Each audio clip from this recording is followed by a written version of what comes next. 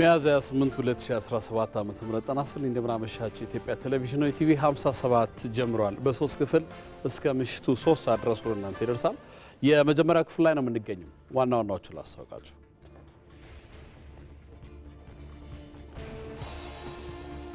በኢትዮጵያ የማር ምርትና ምርታማነት ለማሳደግ በተሰራው ስራ ተጨባጭ ውጤት መምጣቱን የግብርና ሚኒስትሩ ዶክተር ግርማ አመንቴ ገለጹ።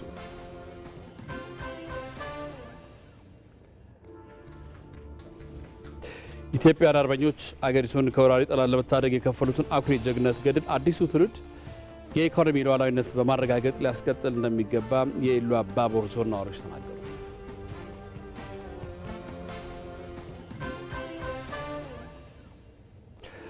የዩክሬን ሰው አልባ አውሮፕላኖች በሞስኮ ላይ ባደረሱት ጥቃት የከተማዋ አየር ማረፊያዎች በጊዜያዊነት እንዲዘጉ ማድረጉ ተገለጹ። የሚሉት ዋና ዋናዎቹ ናቸው።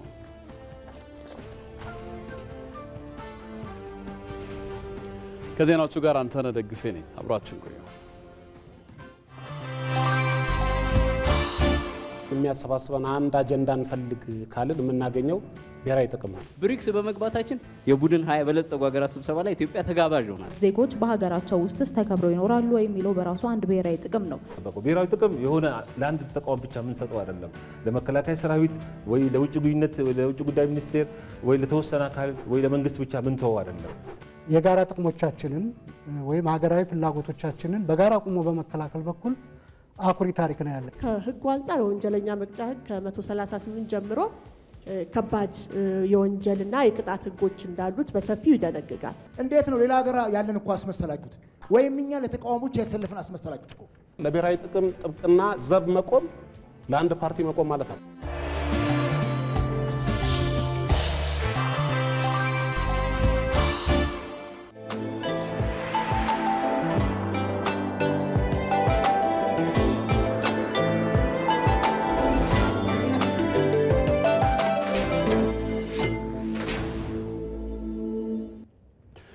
በአማራ ክልል ሰሜን ጎጃም ዞን ጎንጂ ቆለላ ወረዳ ከ105 ሚሊዮን ብር በላይ በሆነ ወጪ የተገነባው የጎንጂ ቆለላ የመጀመሪያ ደረጃ ሆስፒታል ተመረቀ።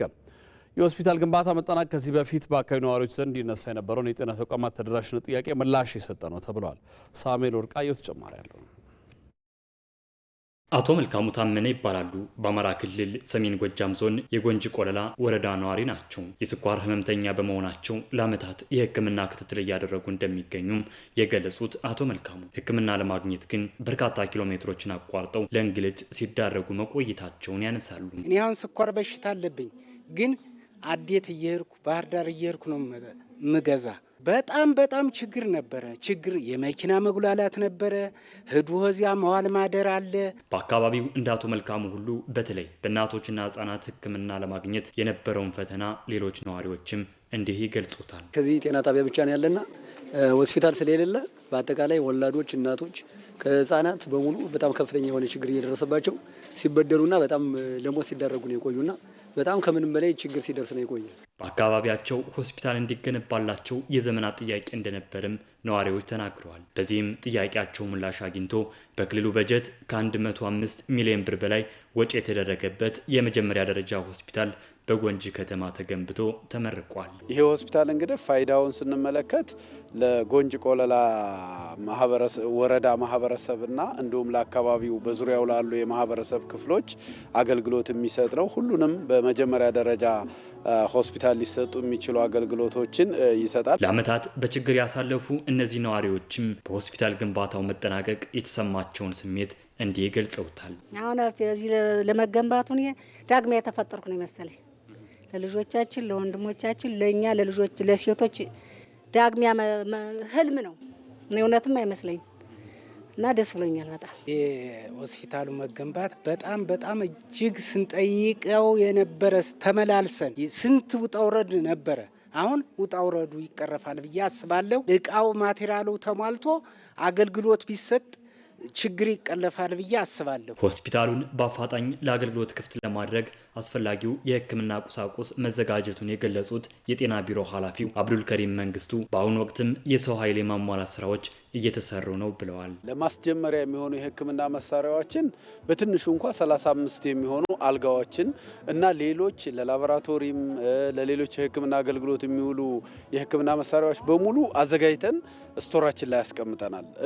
ዝግጁ ነው ማለት ነው። ስለዚህ ማምጣት ብቻ ማጓጓዝ ብቻ ነው የሚቀረው። እንዲሁም ደግሞ የሞባይል ኤክስሬይ ራሱ የኤክስሬይ ማሽን እንደዚሁ ራሱ ኢንስቶል እንዲደረግለት ፕሮሰስ እያደረግን ያለንበት ሂደት ነው ያለው። መንግስት ጤናማ ዜጋን ለመፍጠር የጤና ተቋማት ተደራሽነትን ለማስፋት በትኩረት እየሰራ እንደሚገኝ የገለጹት ደግሞ በምክትል ርዕሰ መስተዳድር ማዕረግ የማህበራዊ ክላስተር አስተባባሪና የትምህርት ቢሮ ኃላፊ ዶክተር ሙሉነሽ ደሴ ናቸው። መንግስታችን መከላከልንና ማከምን ጎን ለጎን በማሳለጥ የህብረተሰቡን ጤንነት ለመጠበቅ ጥረት እያደረገ ይገኛል።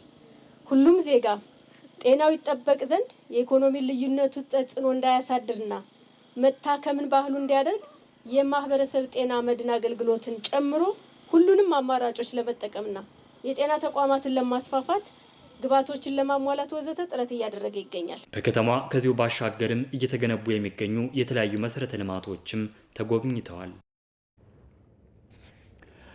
በኢትዮጵያ የማር ምርትና ምርታማነትን ለማሳደግ በተሰራው ስራ ተጨባጭ ውጤት መምጣቱን የግብርና ሚኒስትሩ ዶክተር ግርማ አመንቴ ገለጹ። የጅማ ዞን የማር ምርትን ለሀገር ውስጥና ለውጭ ገበያ የማቅረብ የማስጀመሪያ መርሃ ግብር በጅማ ከተማ ተካሂዷል። ራይል አብደላ ተጨማሪ አላት።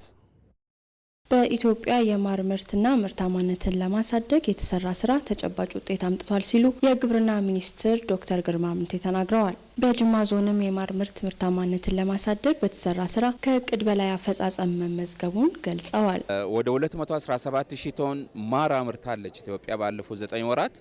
ስለዚህ ዘመናዊ ቀፎ ማሰራጨት፣ የማር ምርቱን መጨመር በዚህ ጉዳይ ላይ እንደ ኢትዮጵያ ትልቅ ምርት እየተመረተ ያለው ኦሮሚያ ክልል ነው። ከዛ ውስጥ ደግሞ ጅማ ዞን አንዱ ነው። የኦሮሚያ ግብርና ቢሮ ኃላፊ አቶ ጌቱ ገመቹ በበኩላቸው በክልሉ የዘመናዊ ቀፎ ክላስተሮችን በማሳደግ ከፍተኛ የማር ምርት ተገኝቷል ብለዋል። በአሁኑ ወቅት የዘመናዊ የንብ ቀፎ ብቻ ወደ 3 ሚሊዮን አካባቢ ያደረስንበት ሁኔታ ነው ያለው። ይሄ ቀፎ ማሰራጨት ብቻ ሳይሆን ደግሞ የማር ምርትም በዛው መጠን እንዲያድግ እያደረግን ነው ያለ ነው ማለት ነው። በዘንድሮ ዓመት ወደ 140,000 ቶን የሚሆነውን የማር ምርት በአገር ውስጥና በውጭ ሀገር ላይ ለገበያ ለማቅረብ ታቅዶ እየተሰራ ነው ያለው። እስካሁን ድረስ ከ120,000 ቶን በላይ የማር ምርት ተሰብስቦ ነው ያለው ማለት ነው። ባለፉት ዓመታት በተሰራ ስራ በዞኑ በዘመናዊ የንብ ቀፎ ቁጥር በ2012 ዓ.ም 8164 የነበረ ሲሆን አሁን ላይ 260 ሺህ በላይ ቀፎ መድረሱን የጠቆሙት የጅማ ዞን አስተዳደር ቲጃኒ ናስር ናቸው።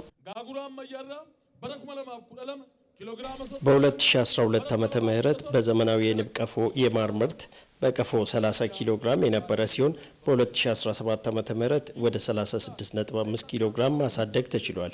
ይህ ደግሞ 1 እና 2 እርምጃ ወደፊት እየሄድን ነው። ገና ብዙ ከኛ ይጠበቃል።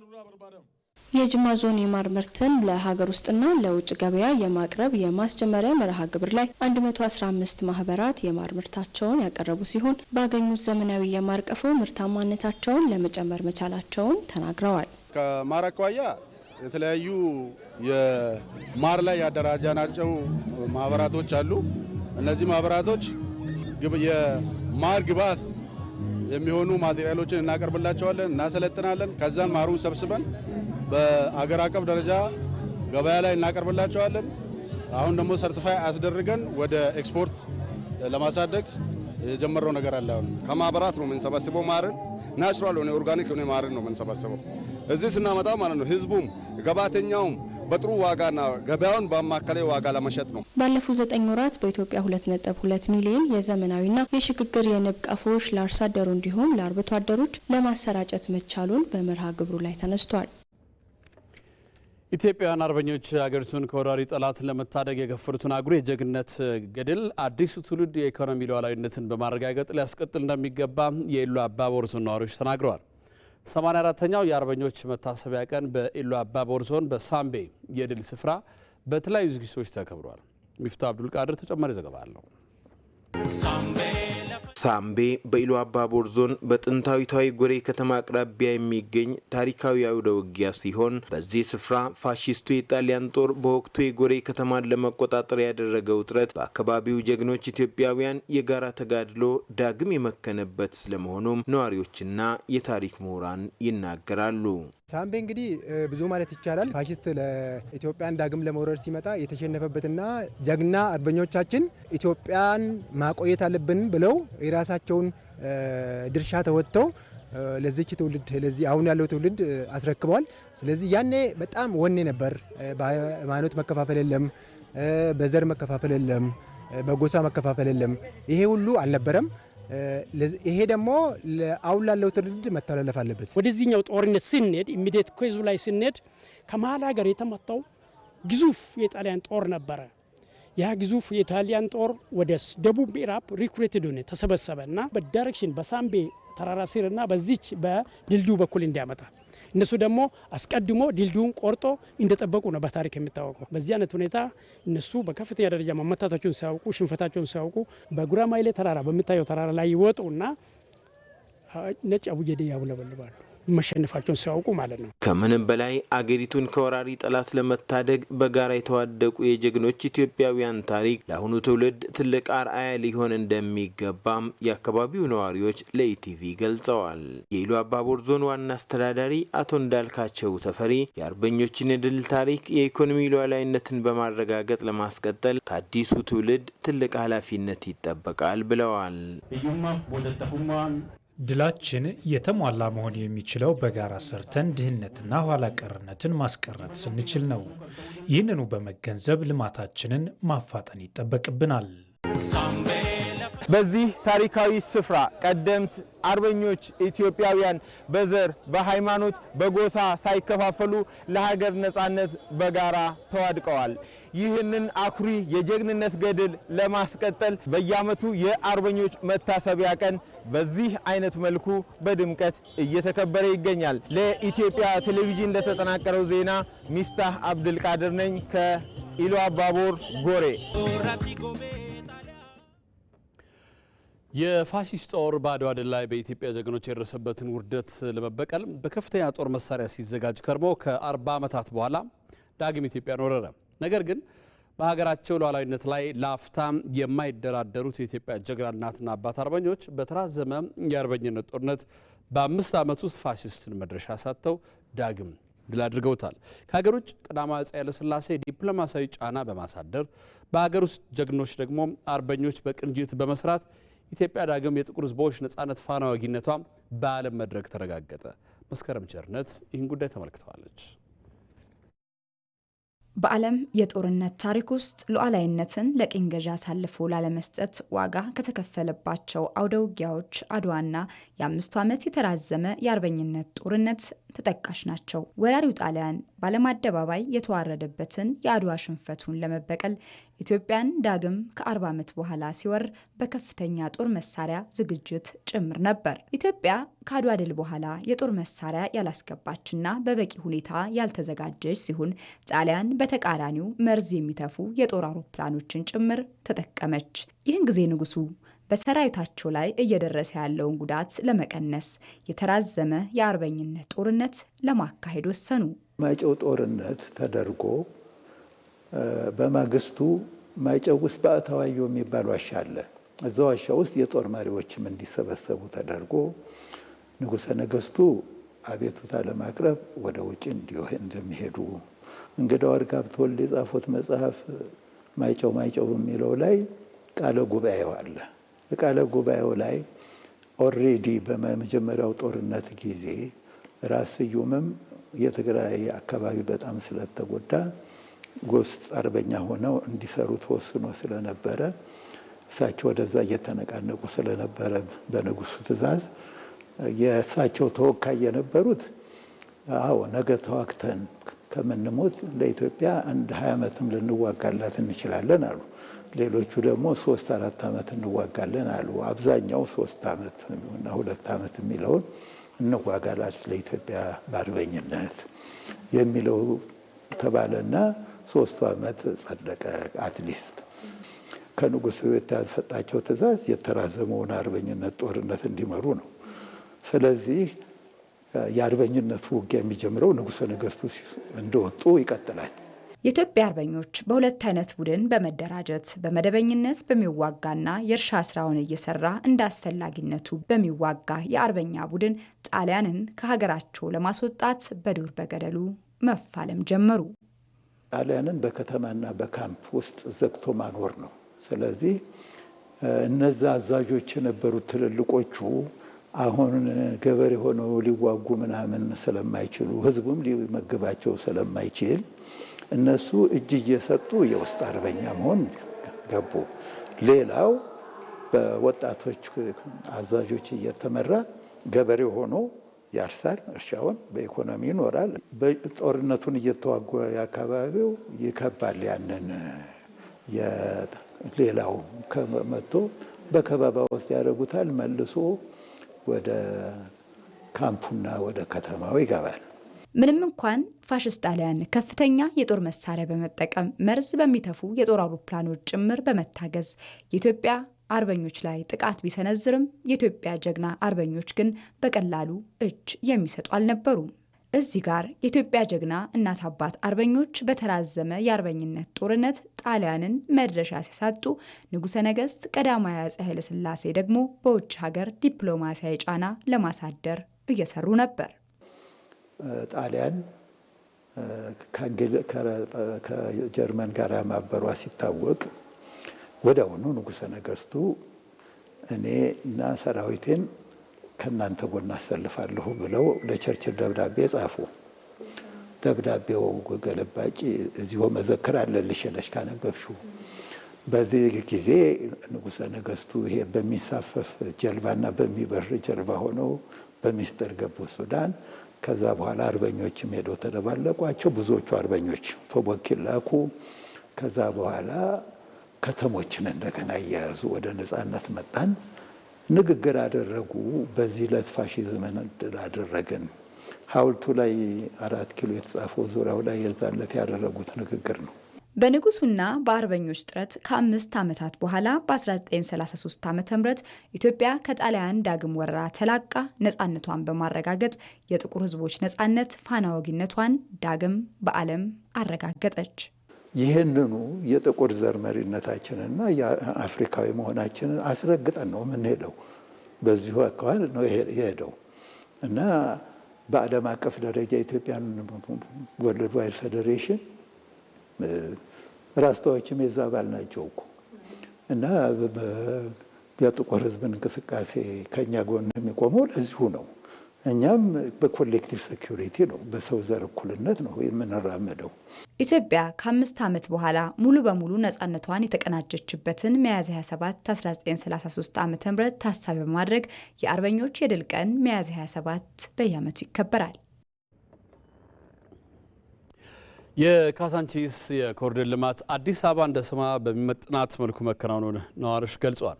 ቃልም በተግባር የታየበትና በጥቂት ወራት የተጠናቀቀውም የካዛንቺስ የኮሪደር ልማት የማታ ድባብ ሪፖርተራችን ወይንሸት ደጀኔ በተከታዩ ዘገባ ታስቃኘናለች።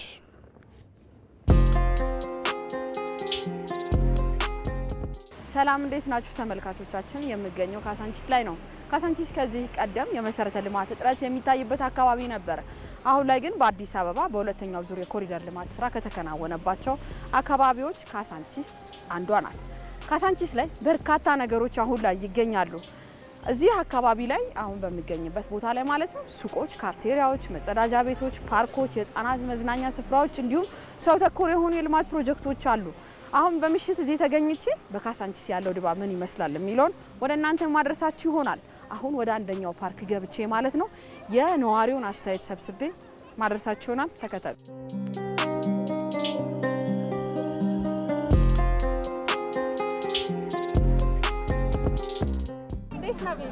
ደህና ነህ? ምን እየሰራ ነው? ቤት። ይሄ ያንተ ነው? አብረን እንስራ። የት አካባቢ ነው የምትኖረው? አያት። ከአያት ነው የመጣው? ለምን መጣ እዚህ? ልጎበኝና ልጮት። ኦኬ። ምን አገኘ እዚህ ታዲያ? መጫወቻ ዋተርፎል አለ እዚህ ጋር ነው። ሳንድ ሌላ ቦታ እንደዚህ መጫወቻ አለ እና ደስ አለሽ? እና ይሄ በጣም ደስ ይላል። ምኑ ነው ደስ የሚለው? አፈሩ መስራት እንትኑ ከላይ የሚወርደው ውሃው ደስ ይላል በጣም። በጣም ቆንጆ ነው፣ ደስ ይላል። መንፈስ የሚያድስ ነው። ለልጆች ለራሱ ደስ የሚል ነገር አለው። በጣም ደስ የሚል ቫይብ አለው። አዎ ከአያት ነው የመጣነው። ከአያት ነው የመጣነው ለመጎብኘት ነበረ። በጣም ደስ የሚል ነው።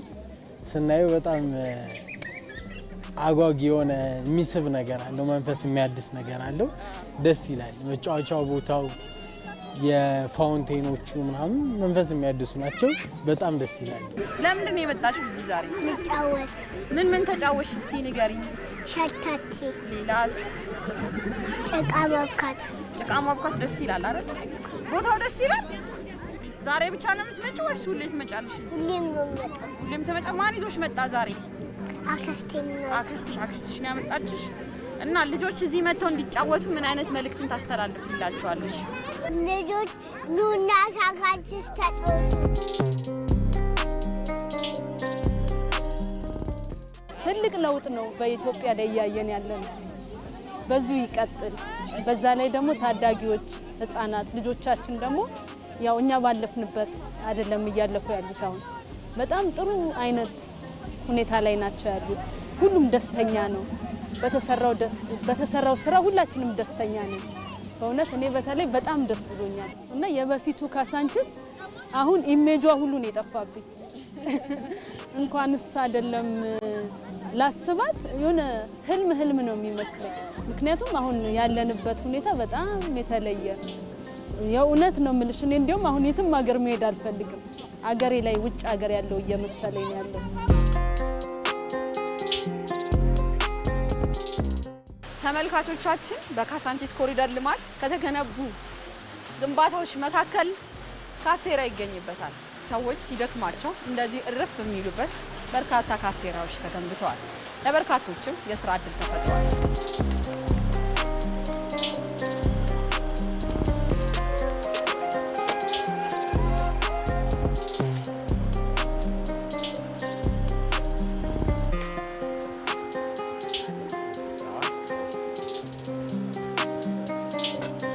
ስለ ካፌያችሁ ትንሽ ብናወራ ይቻላል? እሺ። ቆንጆ ማኪያቶ ነው። እኔ ነኝ ባሪስታም ነኝ። ሁለገብ ስራ ነው የምሰራ። ካፌያችሁ ኮሪደር ልማት የካሳንቺስ ኮሪደር ልማት ሲሰራ የተገነባ ነው? የተገነባ ነው። ቅርብ ጊዜ ነው ተመርቆ የተረከብነው እና ያው እንደምታየው በጣም ያምራል፣ የተዋበ ነው። ለሰርግ፣ ለልደት፣ ለተለያየ ጉዳይ አገልግሎት ይሰጣል። አዳራሹ ካፌው ከኋላችን ያለው አዳራሻችን ከላይ የሚወርደው ውሃ ማለት ነው። ኮሪደር ልማት ከተማን ከማዋሳብ ባለፈ እንደዚህ የስራ እድል ፈጥሯልና በእናንተ ስር ምን ያክል ሰዎች የስራ እድል ተፈጥሮላቸዋል? በእኛ የስራ እድል ከ25 ሰው በላይ አለ። እዚህ በምታየው ግቢ ውስጥ ከ25 ሰው እዚህ ሰርቶ ይተዳደራል። ከበፊቱ ካለው አንጻር አሁን እጅግ በጣም ይሻላል፣ አምሮበታል። እንደው እየመጡ እንደውም ይሄ በፊት እዚሁ ተወልደው ያደጉ ትልልቅ ሰዎች ራሱ ይሄ የቱ ጋ ነው አባቴ ምናምን እንደዚህ ነው። ይሄ 6ኛ ፖሊስ ጣቢያ ጀርባ ነው። ዱር ይሄ መናኸሪያ የሚባለው ማለት መናኸሪያ ሰፈር የሚባለው ነው። እና እዚህ ተወልዶ ያደገ ሰው ራሱ የት አካባቢ ነው ምናምን ያሉ የሚጠይቁ ሰዎች አሉ። ይጠፋል እንዴ ተለይቷል። ሰውም እጅግ በጣም ደስተኛ ነው። ልጆቹን አምጥቶ ተዝናንቶ ሻይ ቡና ብሎ ራሱን ሪላክስ አድርጎ ፎቶ ተነስተው ምናምን ደስ ብሏቸው ይሄዳሉ። እስክንድር ቆንጆ ማኪያቶ ነበር። ስለ ጊዜም በጣም አመሰግናለሁ። እሺ መልካም ምሽት። ተመልካቾቻችን የካሳንቺስ የኮሪደር ልማት ቅኝታችን በጥቂቱ ይህን ይመስል ነበር።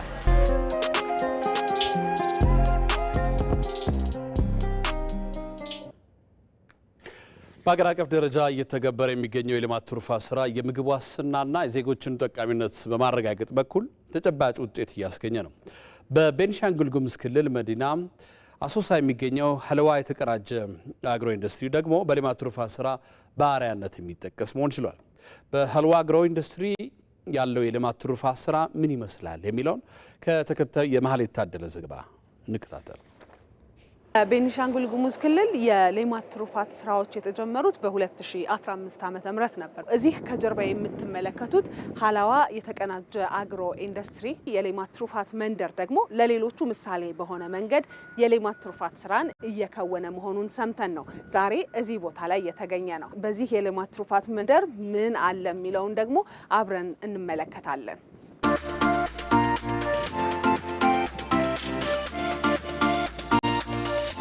ደህና ዋላችሁ? ሰላም ናችሁ? እንዴት ነው ጋሽ? ሰላም ነው? እንዴት ናችሁ? አይ ሰላም ነው ጋሽ? እንዴት ነው? ሰላም እንዴት ነህ? ሰላም ነው? ደህና ነህ? ማህሌት እባላለሁ። አንዱዓለም አበበ እባላለሁ። የህብረተሰብ ልማት ፕሮጀክት ስራ አስኪያጅ ነኝ። እነዚህ የሚታለቡ ከብቶች ናቸው። እንዳይወጉኝ። አይ ምንም ችግር የለም አይወጉም። እነዚህ ላሞች ማን ነው ዝርያቸው ሆልስቲያን ፍሪዥያን ይባላል። ወደዚህ ፋርም የመጡት ህዳር 2016 ነው የመጡት። ያኔ ህዳር 2016 ሲመጡ የሚታለቡ ወደ 2 አካባቢ የሚሆኑ ከብቶች ናቸው የሚታለቡ የነበረ። የምናገኘው የነበረው ወተት ደግሞ ማክሲመም እስከ 10 እስከ 12 ድረስ ነው የምናገኘው። ሊትር በቀን የምናገኘው የነበረ ማለት ነው ከጠቅላላው ላይ። ከነዚህ 30 እናት ላሞች በአጠቃላይ ወደ 160 የሚሆን ሊትር ወተት እናልባለን በቀን።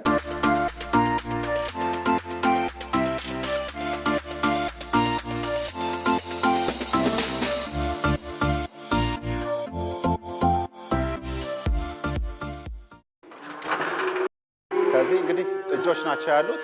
እነዚህ ጥጆች ከዚህ ከመጡ ነው የተወለዱት። በአጠቃላይ 16 ጥጆች ናቸው የተወለዱት። 16 ጥጆች ናቸው።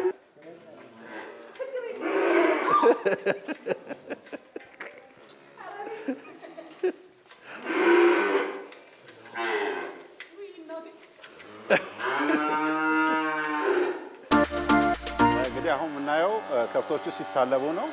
ማለቢያ ክፍል ነው ይሄ። ማለቢያ ክፍል ነው።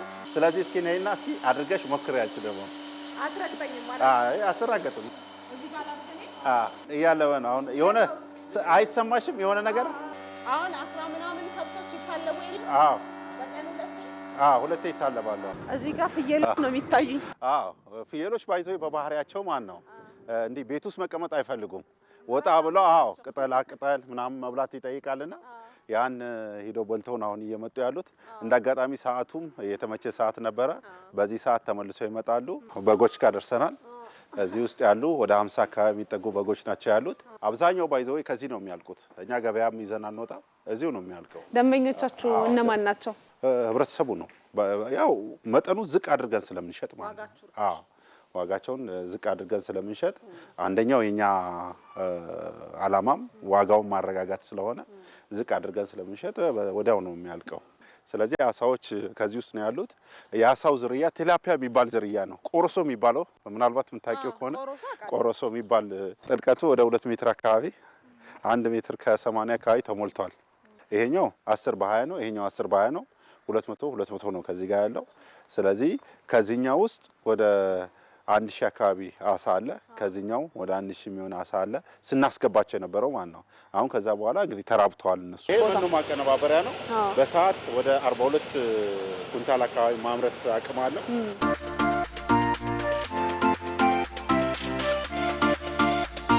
ዛሬ እየተመረተ ያለው ምንድን ነው?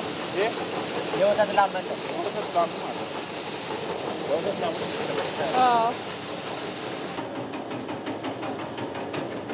ከዛ መዝጋት ነው። ሞላ ተዘጋ። ይሄ የሌማት ትሩፋት መንደር ሲመሰረት አላማ አድርጎ የተነሳው ነገር አለ። ከዛ አኳያ አላማውን እያሳካ ነው ወይ የሚለውን ብትነግረኝ ደግሞ በመጨረሻም ደስ ይላል። በጣም ጥሩ። እንግዲህ አላማውን በደንብ አድርጎ እያሳካ ነው ያለው። ዋናው አላማችን የነበረው ምንድነው? የህብረተሰቡ የስራ ዝንባሌንና የአካባቢ ጸጋን ማስተሳሰር ነው። ዋናው ትልቁ ነገር የነበረው ያን አስተሳስረን ዘመናዊ ነገር ስንጨምርላቸው ህብረተሰባችን ተጠቃሚ ይሆናል የሚል ነው። ስለዚህ ከሚገኘው ምርት ደግሞ ወደ ገበያ ይቀርብና በዝቅተኛ ዋጋ እንዲሸጥ የማድረጉ ስራ መስራት ነበረ ሀሳባችን የነበረው። እሱም በደንብ አድርገን አሳክተናል። ዛሬን ጨምሮ በቀጣይ ቀናት የሚኖሩትን የአየር ሁኔታ ደግሞ ኃይሉ ነገሰ ይነግረናል። እንደምን አመሻለሁ። እንደምን አመሻህ አንተነህ። ምን ይመስላል? ትንሽ ዝናቡ ጠንከር ያለ ነው ሰሞኑን። አመሰግናለሁ አንተነህ። በዛሬው ዕለት በሰሜን፣ በምዕራብ፣ በመካከለኛው፣ በምስራቅና በደቡብ የሀገራችን አካባቢዎች ላይ ጠንካራ የዳመና ሽፋን ነበራቸው። ከዚሁም ጋር ተያይዞ በአዲስ አበባና በነጌሌ ዝናብ ተመዝግቧል። በነገው ዕለት በልግ ዋነኛና ሁለተኛ የዝናብ ወቅታቸው በሆኑት እንደዚሁም በሰሜንና በሰሜን ምዕራብ የሀገራችን አካባቢዎች ላይ የተጠናከረና የተስፋፋ የዳመና ሽፋን ይኖራቸዋል። ከዚሁም ጋር ተያይዞ ሰሜን ምዕራብ፣ ማዕከላዊ ምስራቅና ደቡብ ምስራቅ ትግራይ በሁሉም የአማራ፣ የኦሮሚያ፣ የሶማሌ፣ የሲዳማ፣ የማዕከላዊ ኢትዮጵያ፣ የደቡብ ኢትዮጵያና የደቡብ ምዕራብ ኢትዮጵያ በብዙ ቦታዎቻቸው ላይ ከቀላል እስከ መካከለኛ መጠን ያለው ዝናብ ያገኛሉ። በተጨማሪም በቡኖ በደሌ፣ በጅማ፣ በቤንች ሻኮ፣ በሻካ፣ በጋሞ፣ በጎፋ፣ በምዕራብና በደቡብ ኦሞ ዞኖች ላይ በ24 ሰዓት ውስጥ ቅጽበታዊ ጎርፍ ሊያስከትል የሚችል ከባድ መጠን ያለው ዝናብ ያገኛሉ። በነገው ዕለት በአንዳንድ የሀገሪቱ ዋና ዋና ከተሞችና የቱሪስት መዳረሻ የሆኑ ስፍራዎች የሚኖራቸው የአየር ሁኔታ ሐዋሳ ዝናባማ፣ ወላይታ ሶዶ፣ ባሌ ሮቤ ቀላል ዝናብ፣ ጅማ ዝናባማ፣ ሞያሌ፣ ጎዴ፣ ደብረ ማርቆስ ቀላል ዝናብ፣ ዲላ ቀላል ዝናብ፣ ሰመራ፣ መቀሌ፣ ኮምቦልቻ ዳመናማ የአየር ሁኔታ ይኖራቸዋል።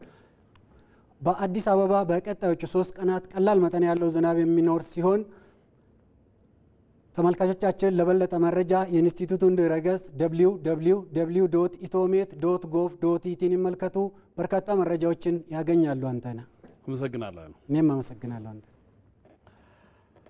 የዲጂታል የትራፊክ ቁጥጥር ቅጣት ክፍያ ስርዓት የመንገድ ትራፊክ አደጋ እንዲቀንስ እንደሚያደርግ ተገለጸ። የክፍያ ስርዓቱ አሽከርካሪዎችን ከቅጣት ክፍያ እንግልት የሚታደግም ነው ተብሏል። ሜሮን መረዳት ጨማሪ አላት። ከ1 ሚሊዮን በላይ አሽከርካሪዎችና ወደ 750 ሺህ የሚደርሱ ተሽከርካሪዎች ባሉባት አዲስ አበባ በዚያው ልክ በየቀኑ በእነዚህ አሽከርካሪዎች አማካኝነት አደጋዎች ይደርሳሉ። ታዲያ በየጊዜው የሚከሰተውን የትራፊክ አደጋ መጠን ለመቀነስ በቴክኖሎጂ የታገዙ የቁጥጥርና የክፍያ ስርዓቶች በከተማዋ ተጀምሯል። ይህ ደግሞ በመጠኑም ቢሆን የመንገድ ትራፊክ አደጋ መጠን እንዲቀንስ እንዳደረገው የመንገድ ደህንነትና መድህን ፈንድ አገልግሎት ምክትል ዋና ስራ አስፈጻሚ መሐመድ ሐሰን ይናገራሉ። የ6 ወር የትራፊክ አደጋ የፌዴራል ፖሊስ ሪፖርት በሚያደርገው ስናይ ወደ 120 አካባቢ ቅናሽ አሳይቷል። የሰው ሞት ላይ ማለት ነው። የ6 ወሩ ነው የሚልሽ በየ3 ወሩ ሪፖርት ስለሚደረግ ማለት ነው። ከንብረት አንጻር ስናይ ግን ወደ 34% ጨምሯል የንብረት ውድመት ማለት ነው። ይሄ የሚያመለክተው ምንድነው? መኪኖች በብዛት ወደ መንገድ እየገቡ ነው። ግን የሚሰጠው ግንዛቤ የሚወጣው ህግ ወደ ስራ እየገባ ያለን የሚያሳየን የተወሰኑ መሻሻሎች እንዳሉ ያሳያል ማለት ነው። ይህንን የምለው ቅድም እንዳነሳውልሽ የመኪና ቮሊዩም እየጨመረ ነው። የአደጋ ብዛቱን በዛ ልክ አይደለም እየጨመረ ያለው። በቅርቡ ወደ ስራ የገባው የቅጣት ክፍያ ስርዓት አሽከርካሪዎች ጥፋት እንዲቀንሱ ከማድረጉም ባሻገር እነርሱንም ከእንግልት እንደታደጋቸውም ያነሳሉ። በፊት ላይ አሁን በፓድ ስንቀጣ ምንድነው የሚደረገው? ፓድ ይቀጣል። ከዛ ባንክ ቤት ሄዶ ጊዜውን ፈጅቶ ከዛ መንጃ ፈቃዱ ለመውሰድ ነው። አሁን ላይ ያ ሲስተም ሙሉ ለሙሉ ቀርቶ ምንድነው የምናደርገው? አሁን እዛው ይቀጣል፣ መንጃ ፈቃዱን ይወስዳል። ክሱን ግን ቴክስት ይደርሰዋል።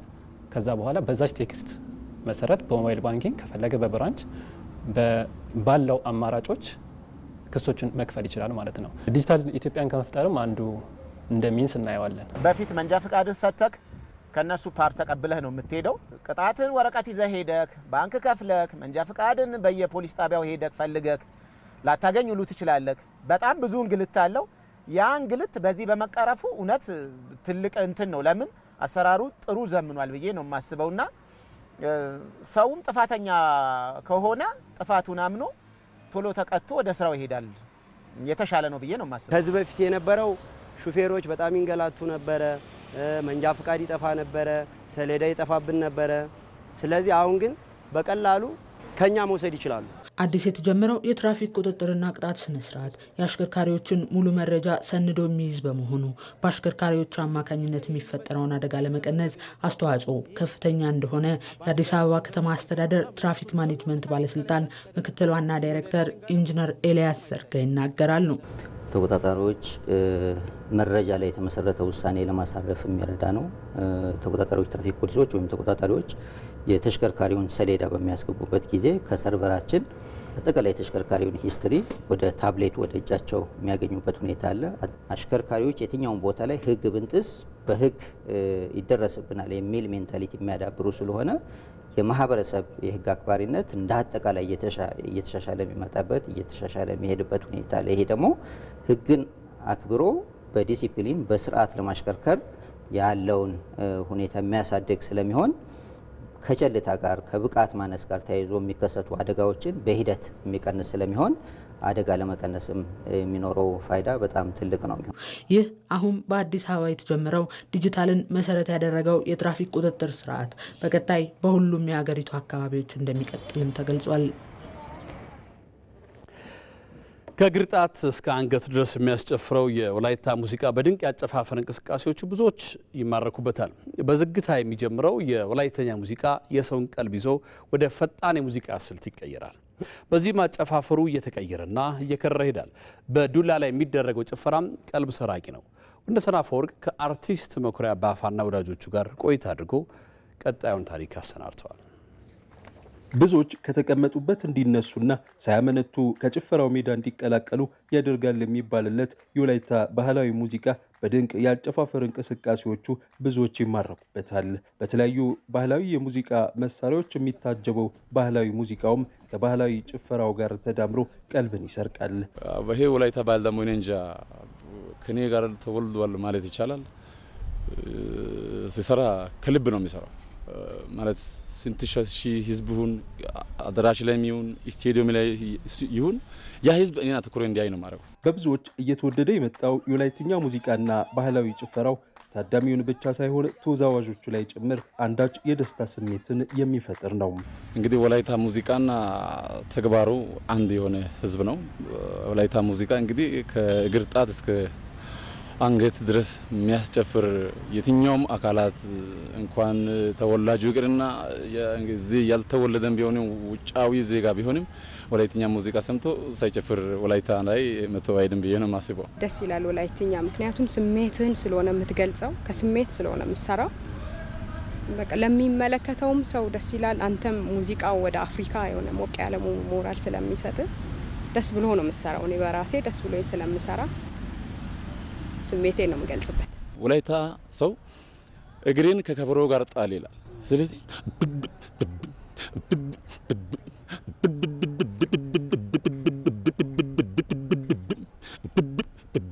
ራሱ ይመራል ምን መሆን እንዳለብኝ።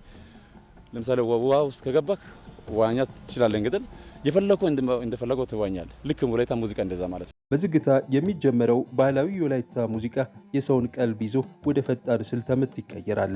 በዚህ ውስጥ የአጨፋፈር ስልቱም እየተቀየረ እየከረረ የሚሄድ ነው። ወላይታ ሙዚቃ 6 እና 7 ስልት ምቶች አሉ። ከዛ የመጀመሪያው አርዋ ይባላል። አርዋ ማለት እንግዲህ የምት ስልት አይነት ነው። አርዋ ወንድ ልጅ ከተገረዘ በኋላ የአጨፋፈር ጭፈራ አለ። ሆኔ ሆኔ ሆኔ ሆኔ ወላይታ ወላይታ ሆኔ ሆኔ ሆኔ ሆኔ ወላይታ ወላይታ ወላይታ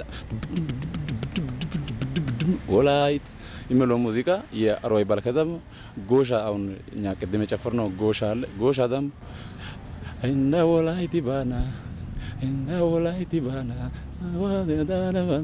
እንደ ወላይቲ ባና የሚለው አርዋ አነፋፍ ጎሻ ይባላል። ከዛ ፈጣን ችቼ ያለ ኮይሸቶ አለ። መጨረሻ ላይ ፋስቱን የጨፈረው ጭፈራ አይነት እንግዲህ እያንዳንዱ ለቅሶ ላይ፣ እያንዳንዱ ሰርግ ላይ፣ እያንዳንዱ አድን ሰዓት ላይ፣ እያንዳንዱ በንግስና ሰዓት ሹመት ሲወስዱ የአዘፋፈን ስልቶችና የምት አይነቶች አሉ። ከዝግታ ወደ ፈጣን እንቅስቃሴ በሚቀየረው የወላይታ ባህላዊ ጭፈራ ውስጥ ቀድሞ የሚመጣው ጎሻይ እስከ 6-7 ስልት ምቶች ስላሉ በዛ ስልት ምት ውስጥ ቀስ ብለን ነው ረጋ ብለን ነው የምንጨፍረው። ያ ጎሻ ይባላል። ቀስ ብሎ ስለ ሙዚቃ ማለት ነው። ኦሌ ላሌ ወላይታ ሆሎ ሆሊ ሆሌ ኦሌ ላሌ ወላይታ ሆሎ ሆሊ ሆሌ ኦሌ ላሌ ወላይታ እንደዛ አይነት ምት አለ። ከዛ ላሌው ላሌው ላሌው ላሌው ጋ ላሌው ላሌው ጋ ላሌው ላሌው ጋ ላሌው የሚለው ማለት ደግሞ በዛ ሪትሙ ይጨመራል። አሁን ፓስት ሙዚቃ ነው የምንጫወተው ማለት ነው። በወላይትኛ ባህላዊ ጭፈራ ውስጥ የብዙዎችን ቀልብ ከሚገዙት መካከል አንዱ በዱላ ላይ የሚደረገው ጭፈራ ነው። እንግዲህ በአደን ሰዓት ላይ በጀግንነት ሰዓት ላይ ጦሪም ይያዛል፣ ጎንደልም ይያዛል። እዚህ ከለቻ ይቀመጣል፣ ባሊያ ጉቼ የሚባሎች ይቀመጣሉ። ወራቴ የሚባል ጆሮ ላይ ጦረኞች ያደርጋሉ። ልክ በያ ደግሞ በዱላ ላይ መዘለል የወላይታ ስራ ላይ ጎበዝ በመሆኑ ጠንካራ በመሆኑ ይህን ሙዚቃ ደግሞ እንዲህ አይነት መዘለል ማለት ሀገርን ወክለን መዘለል እንችላለን፣ መስራት እንችላለን። ስለዚህ ይያዳ ራሱ ሙዚቃ ስልት የሚባለው እኔ ብዙ ጊዜ በዱላ ላይ ብዙ ነው የሚሰራው እና በዱላ ላይ ጠወየ ዱላ ይባላል። ሌላ እንጨት አይደለም፣ ባር ዛፍ አይደለም፣ በረሃ ላይ የበቀለ የማይሰበር ነው። ጠወየ ዱላ ይባላል። በዛ ላይ እንደፈለከው እንግዲህ 20 30 40 መዘለልም ይቻላል። ያ ደግሞ ራሱ የቻለ የስልት የሙዚቃ ስልት ነው ማለት ነው። ከዚህ ኢሰደ ሙሉ ማስጨፈር ይቻላል። የወላይትኛ ሙዚቃና ባህላዊ ጭፈራ አሁን ላይ በብዙዎች የሚዘወተር የተለያዩ ሁነቶችም ማድመቂያ ሆኗል። ባለሙያዎቹ እንደሚሉት ግን ባህሉ ከዚህ በላይ ማደግና መተዋወቅ ይኖርበታል። የዩክሬን ሰው አልባ አውሮፕላኖች በሞስኮ ላይ ባደረሱ ጥቃት የከተማዋ አየር ማረፊያዎች በጊዜያዊነት እንዲዘጉ ማድረጉ ተገለጸ። ይህን ተከትሎ ሩሲያ በዩክሬን ካርኪቭን ከተማ ላይ ጥቃት ፈጽማለች። ዛህራ መሐመድ ጭማሪ አላት። መቋጫ ያጣው የሩሲያ ዩክሬን ጦርነት አሁንም ቀጥሏል። ባለፉት ተከታታይ ቀናት የዩክሬን ሰው አልባ አውሮፕላኖች በሞስኮ ላይ ባደረሱት ጥቃት የከተማዋ አየር ማረፊያዎች በጊዜያዊነት ተዘግተው ቆይተዋል። ይህን ተከትሎም ሩሲያ አጸፋዊ ምላሽ በመስጠት በዩክሬን ካርኪቭ ከተማ ላይ ጥቃት ፈጽማለች። የሞስኮ ከንቲባ ሰርጌይ ሶቤኒያን ቢያንስ 19 የዩክሬን ሰው አልባ አውሮፕላኖች ወድመዋል ሲሉ፣ የሩሲያ ጦር በበኩሉ በሀገሪቱ ከ100 በላይ ሰው አልባ አውሮፕላኖች ተኩሶ መምታቱን አስታውቋል። ዩክሬን በቅርብ ቀናት ሞስኮን ስታጠቃ ይህ ለተከታታይ ሁለተኛ ምሽት ነው። ምንም እንኳ ሞስኮ የኩርስ ግዛት አካባቢን ሙሉ በሙሉ ተቆጣጠር ያለው ብትልም ዩክሬን አሁንም በዚሁ ግዛት ውስጥ እየተዋጋች እንደሆነ ትናገራለች። በሩሲያ በአንድ ሌሊት የተፈጸመውን የሰው አልባ አውሮፕላን ጥቃት ተከትሎ በሞስኮ የሚገኙ 4 አውሮፕላን ማረፊያዎች ላይ ጥቃት በመድረሱና የበረራ አገልግሎቱ ለጊዜው መቋረጡን የሩሲያ ባለስልጣናት አረጋግጠዋል። ይህ ጥቃት የተፈጸመው ሞስኮ ሁለተኛው የዓለም ጦርነት የሚያበቃበትን 80ኛ ዓመት ለማክበር ዝግጅት እያደረገችና የዓለም መሪዎችም በዝግጅቱ እንዲገኙ እየጋበዘች ባለችበት ወቅት ነው። ይህም በዓል ምክንያት በማድረግ ፑቲን ለ3 ቀናት የሚቆይ የተኩስ አቁም አውጀዋል። የሞስኮ ከንቲባ ሰርጌይ ሶቤኒያን እንደገለጹት በደቡባዊ ሞስኮ በሚገኝ አንድ ትልቅ መንገድ ላይ በጥቃቱ ምክንያት ፍርስራሾች ቢታዩም በከተማዋ ምንም አይነት የጎላ ጉዳት አላደረሰም ብለዋል። ከኢትዮጵያ ቴሌቪዥን ኢቲቪ 57 የመጀመሪያ ክፍል እዚህ ላይ ያበቃል። ከጥቂት ደቂቃዎች በኋላ በሁለተኛ ክፍል የቢዝነስና ስፖርት ጉዳዮችን ይዘን እንመጣለን። አብራችሁን ትሆኑ ዘንድ አክብሮት ግብዣችን ነው።